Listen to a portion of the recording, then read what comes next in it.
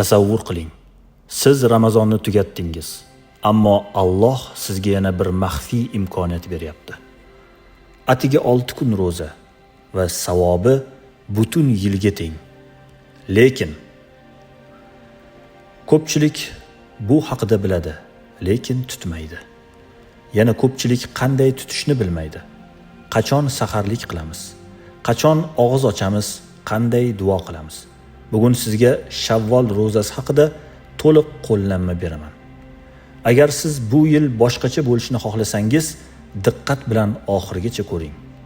Payg'ambarimiz sollallohu alayhi vasallam shunday deganlar: kim Ramazon ro'zasini tutib, so'ng unga Shavvoldan 6 kunni qo'shsa, go'yo butun yil ro'za tutgandek bo'ladi. Bu qanday bo'ladi?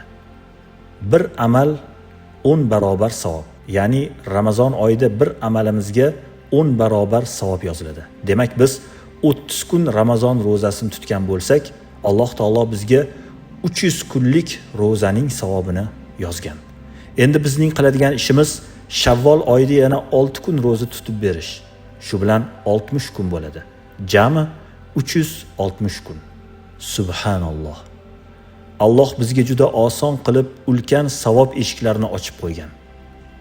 Lekin eng katta dushman bu nafs.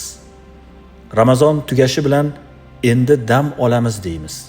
Namoz sustlashadi. Qur'on yopiladi.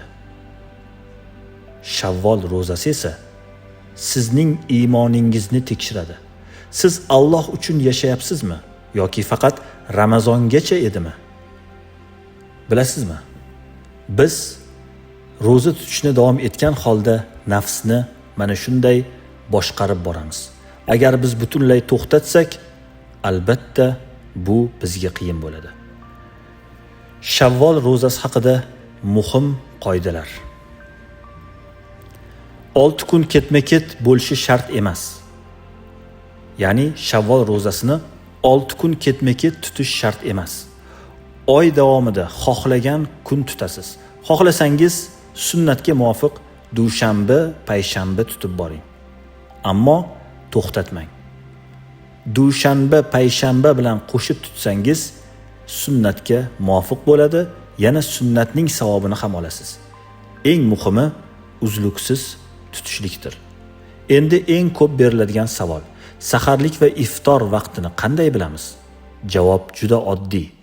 Siz yashayotgan hududga qarab belgilanadi. Masalan, Toshkent uchun saharlik bomdoddan oldin tugaydi.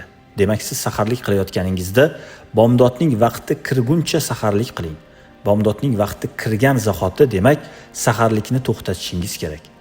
Iftorlik esa quyosh botishi bilan boshlanadi. Ya'ni shom namoziga azon etgan paytda siz og'zingizni ochsangiz bo'ladi. Iftorlik qilsangiz bo'ladi. Mana bu muhim qoida. Hamma hudud o'zini bomdod va shom vaqtiga qarab saharlik va iftorlikni amalga oshiradi. Qayerdan bilamiz bu vaqtlarni? Albatta masjid e'lonlari, islomiy taqvimlar, mobil ilovalar va boshqa. Muhim eslatma: saharlikni oxirgi daqiqagacha cho'zmaslik, iftorni kechiktirmaslik bu sunnatdir. Saharlik niyati qanday qilinadi degan savol ham tug'iladi. Ro'za uchun niyat qalbda bo'ladi o'zi aslida. Lekin agar siz Shavvol oyida ro'zasini tutayotganingizda niyat qilmoqchi bo'lsangiz, Alloh uchun Shavvol oyini ro'zasini tutishni niyat qildim. Shuning o'zi kifoya qiladi. Iftor paytida duo qanday bo'ladi desangiz, iftor paytida: yo Robbim, Shavvol oyi ro'zasini sening uchun tutdim va sen bergan rizq bilan iftor qilmoqdaman. Ey gunohlarni kechirguvchi zot, mening avvalgi va keyingi gunohlarimni o'zing kechirgin. Shu ham kifoya qiladi. Demak, niyatlar ham mana siz azizlarga yetkazildi. Yana eng muhim narsa, iftor payti duo ijobat bo'ladigan vaqt. Buni unutmang. O'zingiz uchun, ota-onangiz uchun, butun ummat uchun duo qiling. O'ylab ko'ring.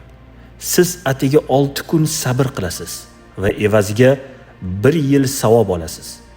Iymoningizni mustahkamlaysiz. Ramazon ruhini saqlab qolasiz. Bu oddiy amal emas. Bu aqlli mo'minning tanlovi. Bugun qaror qiling. Shavvol ro'zasini o'tkazib yubormaysiz. Izohlarda yozing. Niyat qildim, inshaalloh tutaman degan izohlarni siz azizlardan demak kutib qolaman.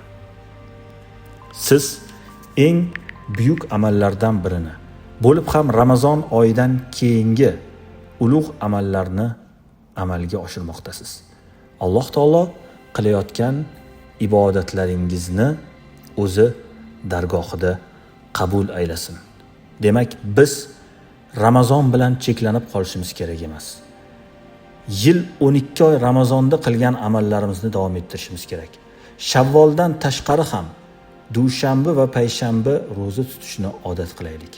Qur'onni har kuni ochib o'qishlikni odat qilaylik. O'qishni bilmaganlar tez orada o'rganishlikka harakat qilsin.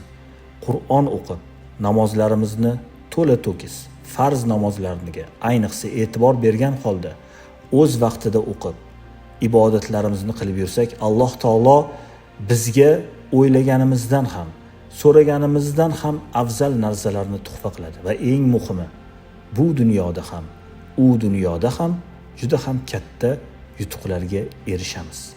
Demak, biz Allohning zikrini esdan chiqarib qo'ymaylik. Alloh buyurgan ro'zalarni tutishni esdan chiqarib qo'ymaylik. Qur'on o'qishni, namozlarni o'z vaqtida ado etishni, duolar qilishni, zikr va tasbihlar aytishni esdan chiqarib qo'ymaylik.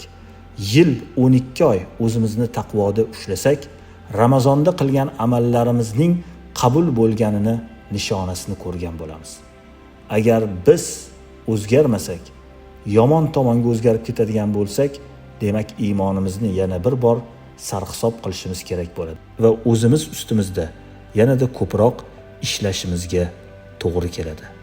Ha azizlar, Shavvolning ro'zasini o'tkazib yubormang. Undan keyingi ro'zalarni ham o'tkazib yubormang. Ro'za hayotingizning bir qismiga aylansin. Mayli, qo'ldan kelgancha tuting. Dushanba va payshanba kunlarini o'zingizga odat qilib ro'za tuting. Nafsingizni tarbiya qiling. Tana a'zoyingizni biroz dam oltiring. Ham ruhan, ham ma'nan, ham jismonan bu sizga albatta foyda bo'ladi. Albatta bemor bo'lgan, ro'za tutishga imkoniyati bo'lmagan insonlar bundan mustasno. Biz bemorlarni ro'za tutishga majbur qilmaymiz.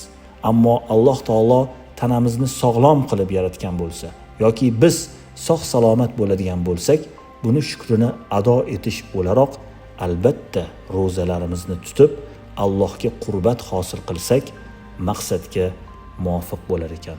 Alloh taolo barchalarimizni qilayotgan ibodatlarimizni o'zi dargohida qabul aylasin. Mana azizlar, Ramazon ham o'tdi.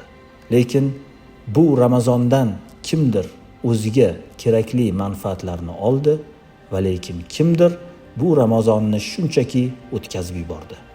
Alloh taolo bizlarni Ramazondan manfaat olgan bandalari qatoridan qilsin. Chunki Ramazon oyida qilingan amallar albatta bizni jannatga kirishimizga, qiyomatda tosh bosishiga va bizga xayrli manfaat berishiga xizmat qiladi. Endi bizning keyingi niyatimiz keyingi keladigan yanagi yildagi Ramazonga ham Alloh taolo barchalarimizni eson omon yetkazishini so'rab duo qilishimiz kerak bo'ladi. Chunki Ramazonga yetganlar bor, yetmaganlar bor.